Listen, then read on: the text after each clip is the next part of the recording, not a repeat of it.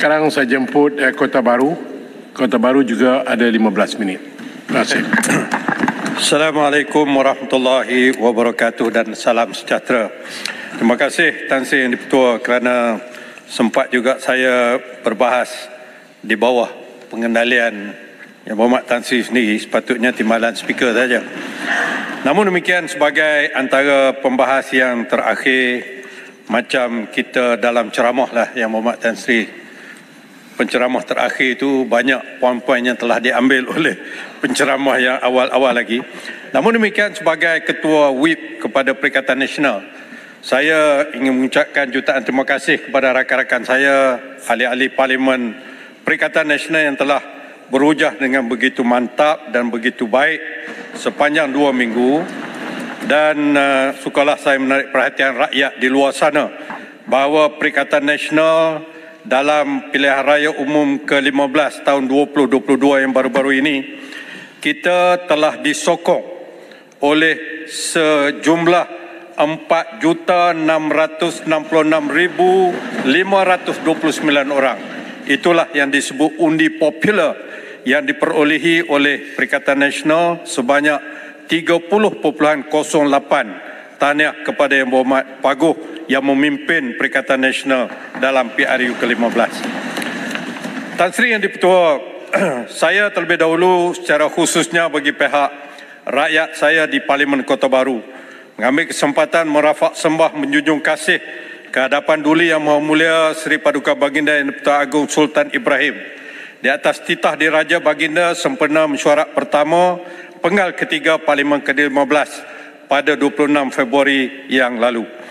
Sesungguhnya kami Perikatan Nasional amat percaya setelah dilantik sebagai Yang Di-Pertua Agong ke-17 pada 31 Januari 2024 yang lalu, kepimpinan Duli Yang Maha Mulia Seri Paduka Baginda Yang Di-Pertuan Agong Sultan Ibrahim sebagai Ketua Utama Negara akan menjanjikan pemerintahan yang adil dan prihatin demi kesejahteraan 33 juta rakyat Malaysia dan kecemerlangan pencapaian negara dalam semua bidang dan sektor.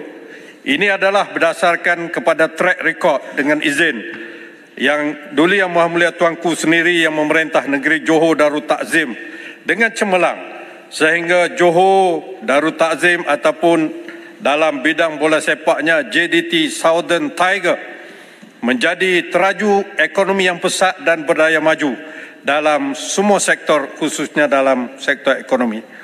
Sebagai tonggak pemerintahan raja berperlembagaan, saya berkeyakinan kepimpinan bijaksana dan berwawasan Baginda juga akan memperkukuh perpaduan dan kerukunan hidup masyarakat besar Malaysia yang berbilang agama, kaum, budaya dan adat resam ke tahap yang lebih membanggakan. Dalam pada itu, saya turut mengambil kesempatan untuk merafak sembah menjunjung kasih serta setinggi-tinggi penghargaan kepada Duli Yang Maha Mulia Sultan Pahang dan Duli Yang Maha Mulia Tengku Ampuan Pahang di atas khidmat bakti cemerlang Baginda berdua sebagai Yang Di-Pertua Agong dan Raja Permaisuri Agong ke-16 5 tahun yang lalu. Sesungguhnya seluruh rakyat Malaysia merasai dan malah menjadi saksi di atas kebijaksanaan, kemesraan dan suri tauladan yang amat berharga pemerintahan dan peribadi Baginda berdua selama tempoh tersebut. Semoga Allah sentiasa mencucuri rahmat dan pelindungan serta melimpahi kehormatan serta kebesaran ke atas Baginda berdua dan seluruh usrah Diraja Pahang sekalian. Tan Sri Yang Di-Pertua, sesungguhnya sedar ataupun tidak, tetapi saya pasti rakyat kita sedar kerajaan yang ada sekarang ini sudah pun menjadi kerajaan di dalam negara ini selama 1 tahun 4 bulan, iaitu setelah ditubuhkan pada 24 November tahun 2022 yang lalu. Kerajaan sekarang ini dipimpin oleh orang ataupun orang-orang yang telah mencanangkan sejak sekian lama dia boleh mengubah negara dalam tempoh 24 jam. Istilahnya hari ini dan juga istilah kemudiannya besok menjadi ratib kepada seluruh rakyat dalam negara kita ini dengan slogan mereka Save Malaysia. Namun demikian, Tuan Yang di-Pertua, Tan Sri Yang di-Pertua, walaupun setelah 25 tahun mereka bereformasi, memberikan pelbagai cadangan dan formula yang mempesonakan. Namun demikian, sekarang ini kita melihat seolah-olahnya kebanyakan cadangan dan formula yang dulu tidak dapat diaplikasikan setelah mereka menjadi kerajaan di dalam negara kita ini, ataupun ia hanya cakap tak serupa bikin, no action talk only. Seorang ahli parlimen di sebelah kerajaan, saya meneliti satu interview yang telah diberikan oleh beliau kepada satu portal berita. Apabila ditanyakan apa sudah jadi selepas 1 tahun kerajaan ini, beliau berkata, berkerajaan ini macam kita buat rumah. Tahun pertama kita buat rumah belum lagi siap.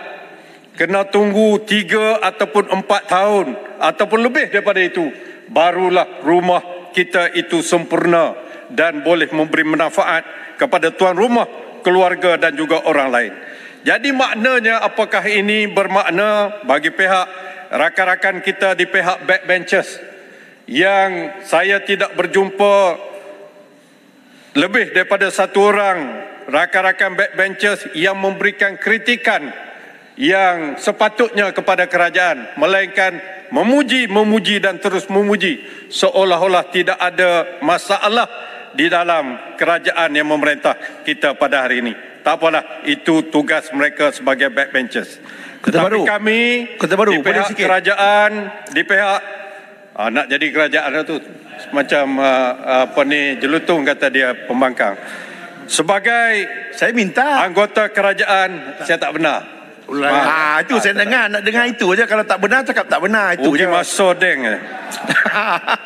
Okey, kita melihat bahawa rakyat sebenarnya pada masa ini tidak berminat lagi untuk mendengar teori itu dan ini dari pihak kerajaan, kerana kerajaan sekarang ini bukan lagi menjadi pembangkang yang memberikan idea-idea yang ideal tetapi tidak dapat dilaksanakan.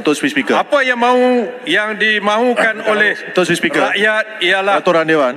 Rakyat Peraturan Dewan. Saya dengar Yang Berhormat 36 ya, saya dengar Yang Berhormat Kota Baru kata jelutong seperti pembangkang. Walhal saya mendokong kerajaan perpaduan. Jadi jangan buat tuduhan Yang Berhormat Kota Baru. Ada video baru ni kata saya sebagai pembangkang, itu yang saya sebutkan. Tersasul. Tolong berbetulkan. Jelutong sentiasa menyokong kerajaan perpaduan. Akan menentang Perikatan Nasional habis-habisan. Okey. Teruskan. Tan Sri Yang di-Pertua, kacau betul Jelutong ni.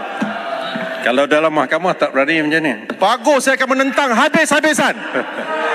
Yang Berhormat Tan Sri Yang di-Pertua, saya ulangi bahawa rakyat sebenarnya dalam mahkamah pun saya berani menentang Kota Baru. Melihat kerajaan melaksanakan tanggungjawabnya demi kesejahteraan seluruh rakyat, sebagaimana titah Tuanku Yang di-Pertua Agong, keadaan hidup 33 juta rakyat di luar sana adalah satu yang perlu ditekankan oleh kerajaan sekarang ini.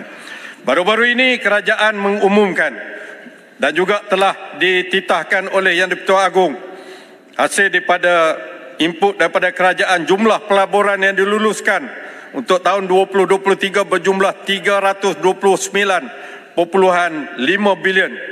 Persoalan daripada rakyat, adakah itu satu penanda aras ke arah prestasi ekonomi kita? Dan tegasnya rakyat ingin tahu berapa sebenarnya aliran masuk pelaburan daripada yang sebenarnya, dan adakah ianya telah menunjukkan satu perkara yang memberi manfaat sehingga kepada rakyat jelata dan seluruh negeri-negeri yang ada dalam negara kita ini. Tan Sri Yang di-Pertua, yang menjadi persoalan rakyat di luar sana ialah mereka kecewa dengan kegagalan kerajaan dalam mengurus isu-isu yang berkaitan langsung dengan kehidupan mereka, seperti sekuriti ekonomi dan makanan, harga barangan dan perkhidmatan yang melambung tinggi, kesan kejatuhan mata wang yang amat-amat dirasai, penarikan subsidi, dan kini ditambah pula dengan pengenaan pelbagai cukai yang mencekik dan mencengkam rakyat, cukai dan atas cukai, dan berteorilah macam mana sekalipun hakikatnya rakyat sedang menderita sekarang ni. Apa yang mereka mahu ialah seperti mana yang dibuat oleh Kerajaan Perikatan Nasional dan juga yang di bawah kepimpinan Paguh dan Bera sebelum ini. Yang penting kepada kita ialah pastikan food on the table ataupun makanan di atas meja rakyat jelata, bukan hanya berteori semata-mata.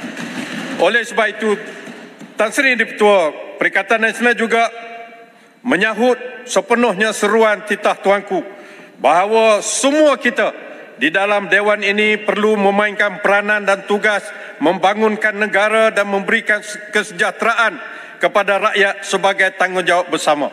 Memang kita mengakui ini juga tanggungjawab kita Perikatan Nasional.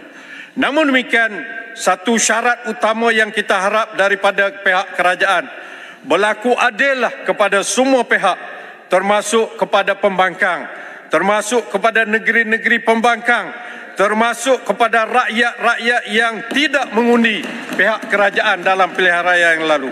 Saya ingin memetik peruntukan dalam perlembagaan Fasal 8 yang bertajuk kesamarataan ataupun equality. Apabila rakyat di dalam negara kita ini diberikan hak perundangan atau perlembagaan untuk memilih wakil rakyat mereka, maka menjadi hak juga kepada wakil rakyat untuk mendapat peruntukan yang sama rata, sama ada mereka ini pembangkang ataupun mereka ini pihak kerajaan. Ini adalah hak sama di sisi undang-undang, kerana punca keuangan yang digunakan oleh kerajaan disumbang oleh seluruh rakyat, bukan sesetengah rakyat sahaja. Tan Sri Yang Di-Pertua, poin saya yang kedua ialah berhubung dengan isu perpaduan yang turut disentuh oleh Yang Berhormat Bera sekejap nanti, yang meliputi hubungan kaum, keharmonian sosial, perpaduan masyarakat, bahasa, budaya, agama yang menjadi perhatian penting di dalam titah diraja baru-baru ini. Saya perhatikan setelah 60 tahun Malaysia dibentuk, hubungan perpaduan antara kaum masih belum sempurna kerana masih ada generasi hari ini yang gagal menguasai bahasa kebangsaan dan memahami budaya hidup kaum yang lain. Oleh itu, saya menyeru kepada kerajaan untuk merangka satu dasar ke arah perpaduan rakyat yang lebih kokoh dan harmoni. Itu titah tuanku. Persis daripada titah baginda di atas, nampaknya seolah-olah kegusaran tuanku bahawa isu perpaduan dan keharmonian kaum ini masih lagi belum sempurna, walaupun negara kita telah merdeka lebih daripada 60 tahun. Tuan Baru, sedikit lawang, ringkas saja. 1 minit. Okey. Sebagai yang katakan tadi, banyak teori yang dikatakan oleh kerajaan tak tercapai, tak dilaksanakan. Okey. Dalam keadaan kerajaan dikatakan galau, rasuah, kereta kerat, rakyat selesa, rakyat bahagia, rakyat sejahtera. Sekarang dikatakan zaman anti rasuah, zaman integriti, zaman tiada ketirisan, tapi rakyat menderita. Hidup susah, makanan semakin meningkat, beras tidak ada. Boleh tak? Setuju saya katakan kepada amat setuju dan masuk dalam bahawa jabatan. kerajaan hari ini janji tak semua bikin ataupun kerajaan skamer. Masa berjalan. Terima kasih. Masuk semua masuk. Terima kasih. Tan Sri Yang Di-Pertua, tadi Yang Berhormat Bera, bekas bos saya, telah menyatakan isu yang sama, memberikan beberapa contoh-contoh yang menunjukkan bahawa banyak perkara yang boleh menjejaskan keharmonian perpaduan di dalam negara kita ini. Saya bukanlah berhasrat untuk menuding jari atau mencari salah atau mengkambing hitamkan mana-mana pihak sebagai punca dan penyumbang kepada keadaan yang malang ini. Tetapi sekadar beberapa contoh. Bagi contohnya, satu isu yang berbangkit berkaitan dengan Perdana Menteri bukan Melayu yang dibangkitkan pada 29 November di Manchester, United Kingdom oleh seorang pemimpin politik negara yang partinya kini berada di dalam kerajaan. Satu petikan berita telah pun semua kita tahu. Tetapi yang ingin saya menarik perhatian setelah berita itu dikeluarkan, dibuat oleh pemimpin berkenaan, apabila berlaku banyak bantahan dan sebagainya, pada 13 bulan 12 tahun 2023, pemimpin yang sama atas tajuknya Kit Siang, pertahan kenyataan bukan Melayu boleh jadi Perdana Menteri, disiarkan dalam Malaysia Gazette, mengatakan bahawa beliau menyebut tiada sekatan dalam perlembagaan untuk bukan Melayu menjadi Perdana Menteri. Tan Sri Yang di-Pertua, ini adalah satu perkara yang sudah selesai. Memang di dalam perlembagaan tidak ada peruntukan bahawa mana-mana golongan tertentu saja boleh menjadi Perdana Menteri. Itu semua kita faham. Tapi kenapa dibangkitkan perkara yang boleh menimbulkan suasana yang mengelirukan? Lebih-lebih lagi, pemimpin yang sama ini 3 hari selepas kenyataan yang pertama tadi 13-12, pada 16 bulan 12 mengatakan, tajuknya, Kit Siang akui mustahil bukan Melayu jadi Perdana Menteri.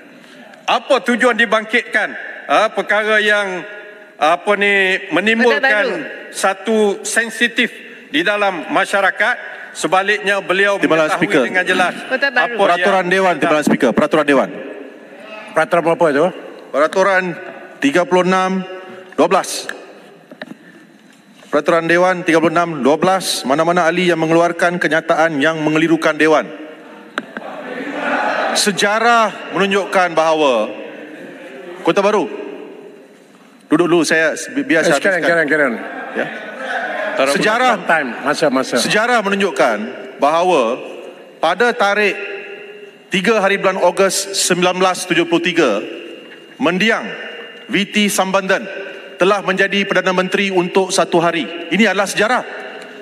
Jadi apa yang dikatakan oleh Yang Berhormat Lim Kit Siang adalah sesuatu yang telah berlaku dalam sejarah. Jadi saya minta Yang Berhormat Kota Baru supaya tidak mengelirukan Dewan dengan mengeluarkan kenyataan-kenyataan atau perbahasan yang tak begitu betul dalam sejarah. Sejarah membuktikan Tun VT Sambandar telah menjadi Perdana Menteri untuk 1 hari pada 3 hari bulan Ogos 1973. Tan Sri Yang di-Pertua, So tolonglah jangan buat kenyataan yang tidak benar. Kota Baru. Begitulah juga isu pilihan raya pihak berkuasa Sebentar. dibangkitkan. Ya. Landing please. Turun landing dah, masa dah. Ya. Saya minta lebih kurang 3 minit. No, tak ada masa. Ruling, Tan Sri Speaker. Okey, isu yang kedua ialah isu pilihan raya banyak gangguan.